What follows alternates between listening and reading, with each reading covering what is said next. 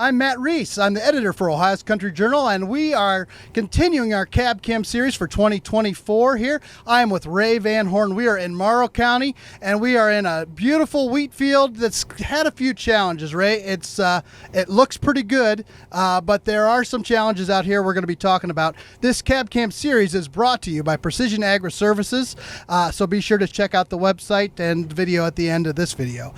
So, Ray, what do we have going on here in this wheat field? How has it been for the growing season here in 2024?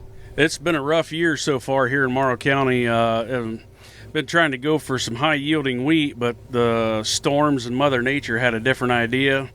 We're currently in a field that it's yielding really well, but it is down bad. There's places in the field that we can only cut one way, and we're going to show you what we got going on today. And as you mentioned, it is yielding pretty well, and it's also a little bit ahead of schedule. So first off, how are we doing schedule-wise for harvest here, and how have those yields been? I'd say we're a good 10 days ahead of schedule, and I would say yield is probably 5% higher than the county average generally. It would be a good rule of thumb, but so far quality is good, test weight's hanging in there. I mean, other than the other day before we got rained out, the moisture was down to around 11.6. Today it's about 15 to 19% moisture, so we're just trying to go after it because we got another rain coming in tonight and don't want any more to go down on us. The last batch of rains didn't keep you out too long, but it was a pretty good and much needed rain for a lot of the other crops in the area, right? Absolutely. We got right at an inch right in this area, so we'll take it. We needed it bad. Now, walk me through the growing season, how it got started off last fall with this winter wheat, and how things have been. We've had some heat, we've had some dry, we have had quite a bit of moisture this spring. How's that all gotten this wheat crop to where we are today? It was all off to a beautiful start. I mean, really, the winter and spring was good for it. It's just I would say about 3 weeks ago is when the wheat went down, and a lot of that's because the growing conditions were really good for wheat, but just one of those things that happens. Now, part of this wheat crop we are seeing is going down a little bit, and there have been some issues, and that sometimes comes along with good yields, which you've got. What do you think's going on here with some of this wheat going down? Is it weather related? Is it because the wheat is fairly high yielding? What's going on? I would say a lot of it's weather related, but to go after some of this high yielding wheat, you can put a growth regulator on it called Palisade at top dress time.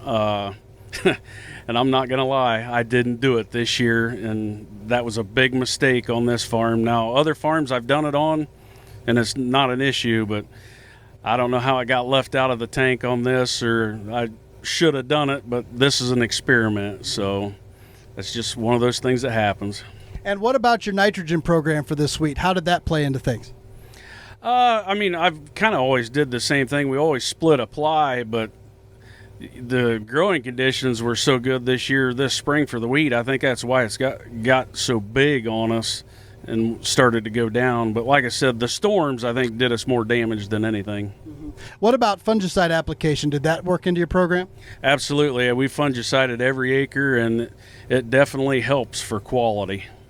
Now, in terms of the straw for this wheat crop, what are you guys going to be doing? Do you leave some? Do you bale some? How's all that work? My intentions for this farm is we're chopping it. We're going to run a vertical tillage tool to help chew it up some more, and we're planning on relay cropping or double cropping soybeans in the next day or two.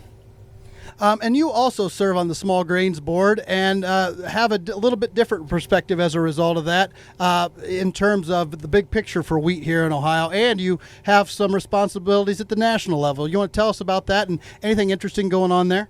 Yeah, I'm currently on the Ohio Small Grains Checkoff Board, or Small Grains Marketing Program, and we're kind of helping decide where the funding goes for the checkoff. You know, Laura Lindsay from Ohio State does a lot of research for wheat, and that's where a lot of the dollars go.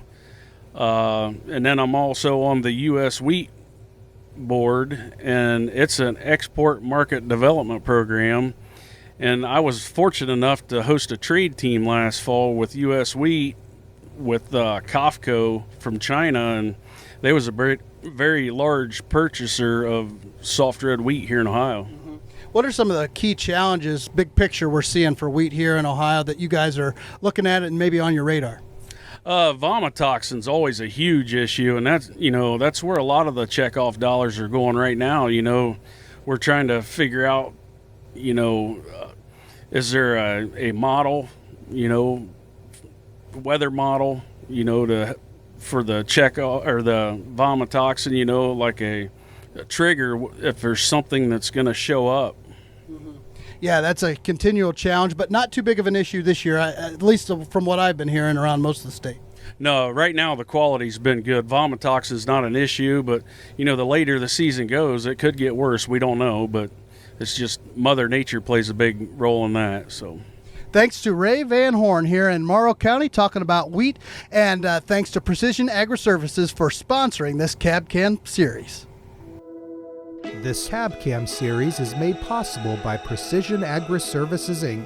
Since 1994, Precision Agri-Services, Inc. has provided the best agronomic, environmental, ag technology, planter services, and planter products to farmers and agribusinesses. For more info, visit precisionagriservices.com.